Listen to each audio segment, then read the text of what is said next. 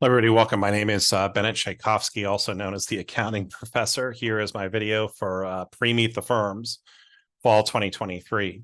So my disclaimer and copyright notice, the information and opinions in this presentation are those of myself and not my employers or affiliated organizations, including but not limited to Irvine Valley College and our South Orange County Community College District. Presentation is for educational purposes only. It's copyrighted 2023 by Bennett Tchaikovsky and does not constitute any legal or accounting advice whatsoever. If you'd like to use or share the contents of this presentation, please contact me prior to doing so. Okay, now that's all the way out of the way. So I have a lot of different videos out there about recruiting, but I know that many of you this fall 2023 are kind of going, oh my God, oh my goodness, I have to go and, I'm going to meet the firms. What do I do? How does this whole thing work? So let's talk about what is MTF, right? So it's Meet the Firms. And generally, most schools that have an accounting program will put these on. And at Cal State Fullerton, you'll have Beta Alpha Psi, which I think they may do the spring, and then Accounting Society, they alternate between fall and spring. And what they generally do is that the Accounting Association or Accounting Society, Beta Alpha Psi, will talk with the firms. The firms will say, hey, I want to come and recruit from your school. They'll say, okay, they pay a fee. There's a fee basically for the professionals. If you're a member of the Accounting Society, I think the Meet the Firms may be free, so it should be paying for itself. But generally, the Meet the Firms are going to be limited to members of the student organization, which is going to be either the Accounting Society, Accounting Association, or Beta Alpha Psi. Since it is a student organization, they can generally limit the attendance of those to those people that are in those organizations at that school. You generally, if there's an accounting society, pretty much anybody should be able to join. It's really about paying the fee. Beta Alpha Psi generally has a payment associated with it. So what you're going to go through and see is, what does this exactly look like? Well, I took some video, and this is obviously pre-COVID. This was back in 2018. And so here's just a sample of how big these events can kind of get. And this is at Cal State Fullerton, which I have heard from recruiters has one of the very big events, right? So I'll leave a link to this below. That was pre-COVID. That guy obviously wasn't passing any kind of COVID along. This is how, just to kind of give you a sense in terms of how big these events can kind of get. So that's what you're going to be kind of walking into, right? So don't be intimidated by it. Also, too, the Meet the Firms of today are a little bit different than when I was going through back in 1991, when I was at UCSB, UC Santa Barbara, University of California, Santa Barbara. Yeah, there was like alcohol flowing. I mean, there was like people came up there to party, right? So what would happen would be is that the Meet the Firms would have the alcohol would be going, there would be an open bar, there would be a cash bar, and then after they'd be going for after parties in different places. But really what these events are for is for you as an accounting student to get a chance to interact with different accounting firms.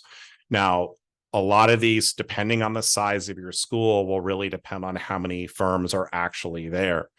And that is a function of a variety of factors. There's some schools where the big four firms won't even go to. There's some schools where the big four will always be. There's certain firms that won't recruit from other schools, but that doesn't mean you can't get a job there. So there's a lot of different kind of interconnecting. And it really, I would say, kind of boils down to this. If a firm has a lot of either partners or staff or managers that are coming from a particular college, they're going to be the champion of that firm to get students from, basically from that school to come into the accounting firm. And so there's a lot of different factors in terms of how this works, right? So a huge champion at Chapman University is Hank Adler, who is a former tax partner at Deloitte. Hank is awesome, and he has a lot of students that end up working at Deloitte from Chapman University. There's some professors that are at Biola University. They are also former tax partners, I believe, at Deloitte. They also had heavy recruiting into Deloitte. So again, you'll kind of see the different firms will have like a different presence depending on where you go. Now, if you're at a brand new school where a school just kind of opened up, maybe like Cal State Monterey Bay, what I mean by new, it's like within the last 10 years, maybe UC Merced, which maybe doesn't really necessarily have a huge accounting program or not really one that I've heard of. Again, I could be just using these are generally newer formed schools or maybe even Cal State Channel Islands.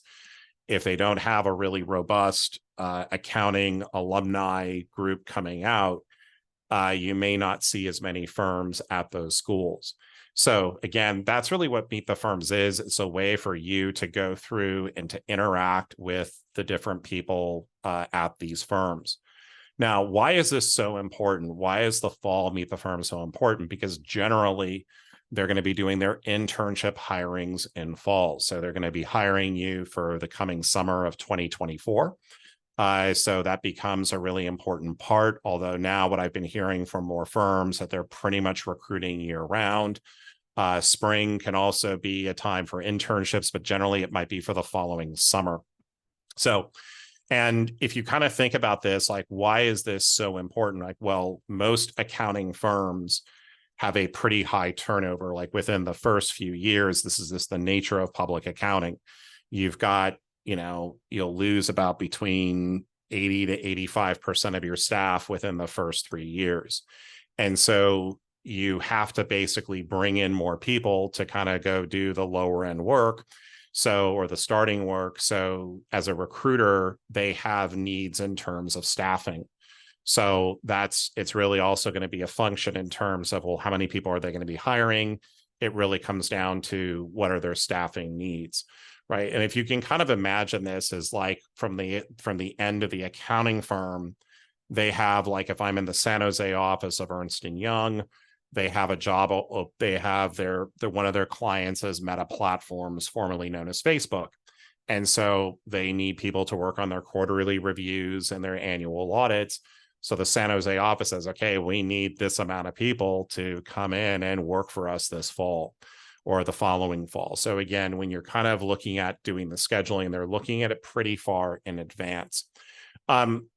In terms of doing before and after Meet the Firms, I'll kind of, as I go through this presentation, I'll talk a little bit more about this, but let's kind of go over here. But again, if you don't attend, and by the way, I've had, if you're an accounting major and you're not choosing to go become a CPA, I don't want to tell you to go have your head checked, but it's like, why would you be taking these crazy difficult courses if your ultimate goal is not to become a licensed CPA? This is why we're choosing accounting as our major, because of the job, because of the jobs, right? It may not be the most pleasant, most exciting job that's out there, but this is the benefit of it. Especially now with the way the economy is, I have had a lot of students come back to IBC, which is where I teach, Irvine Valley College. And they say, well, Bennett, I want to become a CPA in California. I was a computer science major, liberal arts, help me out. But I have a lot of different videos on this. But if you are a traditional undergraduate student and you're taking accounting courses, you need to go to Meet the Firms, right? This is something, it's going to help you get a job. This is probably the most important thing to kind of go through and do. So your resume, let's talk about this real quick. I have a lot of other videos on these topics, and I'm just trying to give you a general overview, but your resume, if it's longer than 1 page, it better have a really good reason. Your resume needs to be 1 page. On your resume, write name, email address. If you have a funky Gmail address, like, I don't know, like I'm a cool dude at gmail.com, that's great. You're cool, but it's not probably not the most appropriate one to be going through and using. So again, make sure you have your contact information.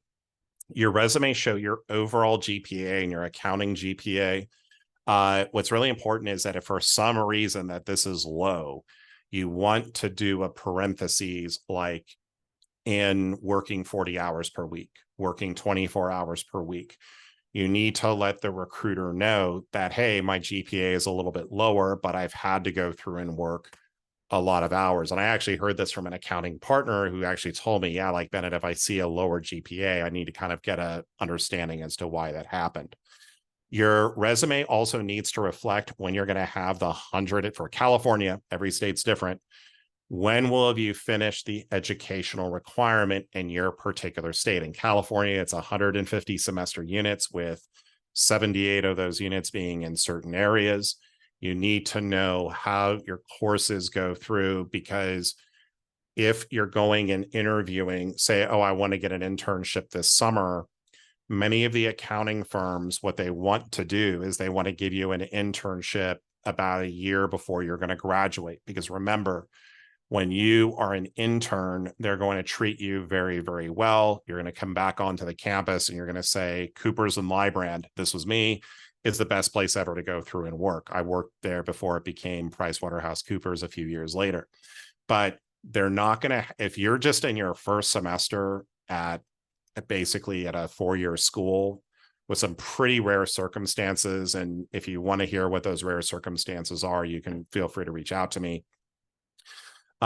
You're generally going to be going and, you need to say that, okay, if I'm just a regular, if I'm in my first year of college and I want an internship, they're generally not going to look at you as serious as basically as opposed to you're coming to the end and about ready to go through and to graduate. But don't let that stop you, because you want to go through, and the real purpose of these Meet the Firms is you want to get to know the firms. You don't know where it's going to lead. It could lead to an offer for a part-time job. Remember that the accounting recruiting cycle, every contact is kind of like a mini interview. You're interviewing them just to say, is this the place where I want to work? They're interviewing you. Does this kind of make sense for us to be working together? So you're really kind of collaborating. It's a kind of a collective collaboration in terms of going through and trying to figure out how this is going to go through and work. Most importantly, though, and the other reason why a lot of firms will not let you start full time without the 150, because you're going to be working sometimes 75 hours a week. Every firm is different. The larger firms, though, are pretty insistent upon you having the 150 semester unit requirement met. Again, that is in California. Microsoft Excel skills. How good are you with spreadsheets, pivot tables, VLOOKUP? Be honest. You have to put this on your resume. Again, it's something that I've heard enough from employers how critical it is. A lot of people use Excel every day on the job. The better you can use it, the more opportunities are going to be for you. Languages. If you speak a foreign language fluently, put it on there, right? But it has to be real, not something that I'm going to go out and learn later on. So if you speak any language, right? Hebrew, Farsi, Mandarin, like if you also speak a local dialect of Chinese, right? There's 37 of them, right? Chinese is the one written language, but there's like 37 dialects beyond Mandarin.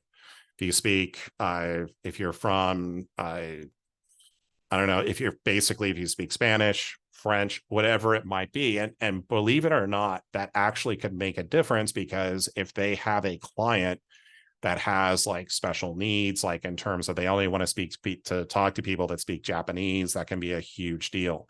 I have had students who have been sponsored that speak Japanese. Now, again, this is a few years back.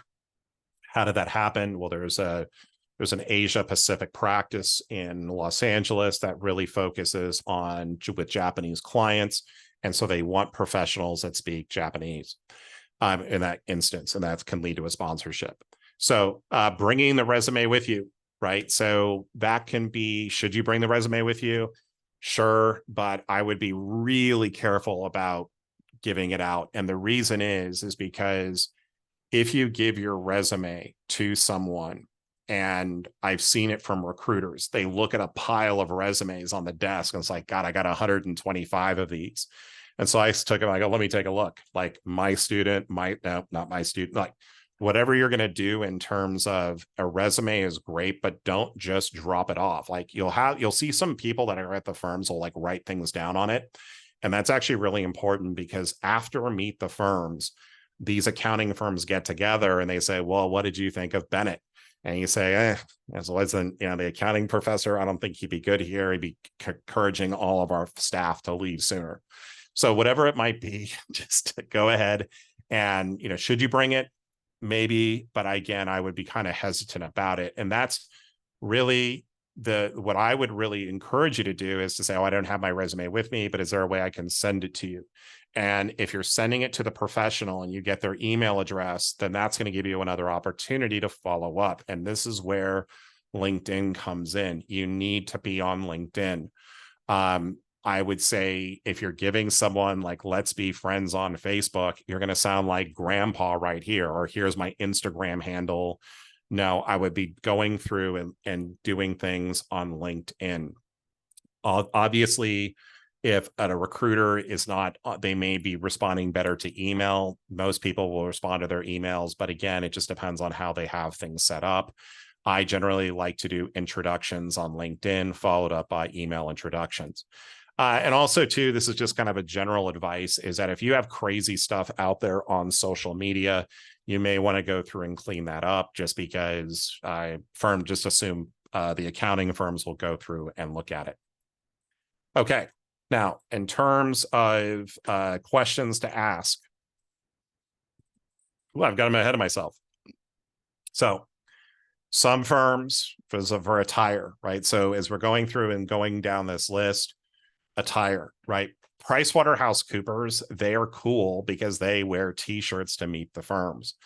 That does not mean you should be wearing a t-shirt to meet the firms. You should be dressed professionally, right?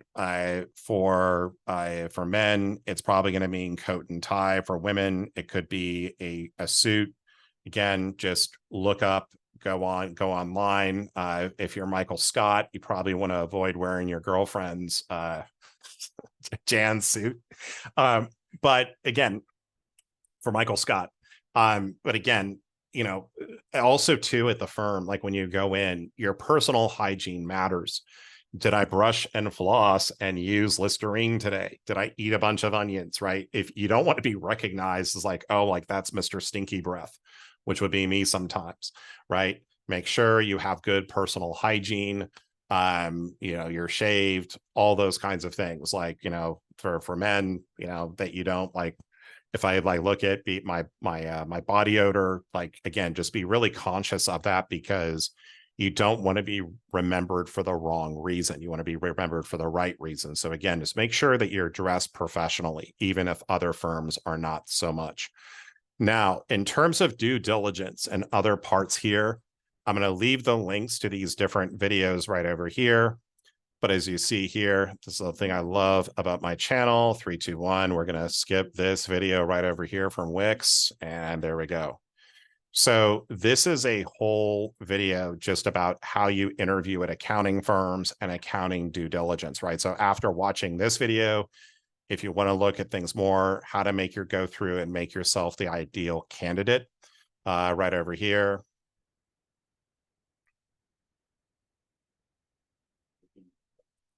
So again, these are all things. And then if you want to learn about how firms recruit, so all these videos I'm going to leave in the links below. But again, it's the more prep work you do beforehand, the better off you will essentially be. So questions you should be asking at Meet the Firms, right? So here's a great thing to say. If you really do, I would not talk about accounting. And I know that sounds kind of weird, but a lot of these firms, a lot of them do the same thing. And you're really trying to see, how can I get that personal connection going with this particular professional, right? And getting the professionals to talk about themselves, they like that. Like, that's what you're trying to do, is like, you can talk about yourself, but again, at Meet the Firms, getting professionals to talk about themselves is really important. Don't talk about accounting. Remember, when you're at Meet the Firms, you are interviewing the firm just as they're interviewing you, and you want to make sure that this is the right corporate culture for you to go through and belong to. Is this really a good thing to do?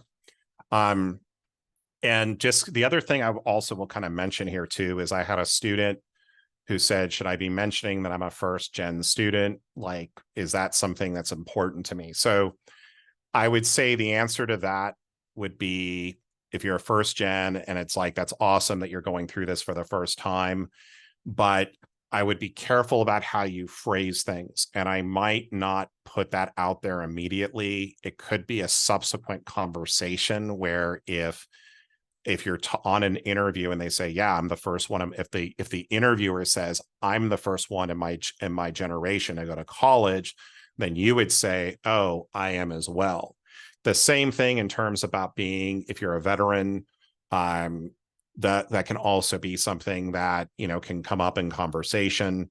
Also, that's a huge deal because employers are incentivized to hire veterans. Also, I would say this too, if you are a Latino, a Latina, I don't like using the term Latinx. If you're African American, you will have opportunities because a lot of these accounting firms, and what I was mentioning earlier in terms of, well, could I get an internship after my freshman year? I've had community college students who are Latino students who have internships prior to even stepping foot onto a 4-year school.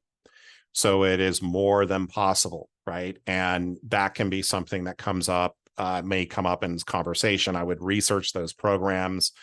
I think one of the firms has something called the START program or Elevate. Look through those different programs. Again, every firm has their own branding on it, but those kinds of things you can talk about them like a little bit later.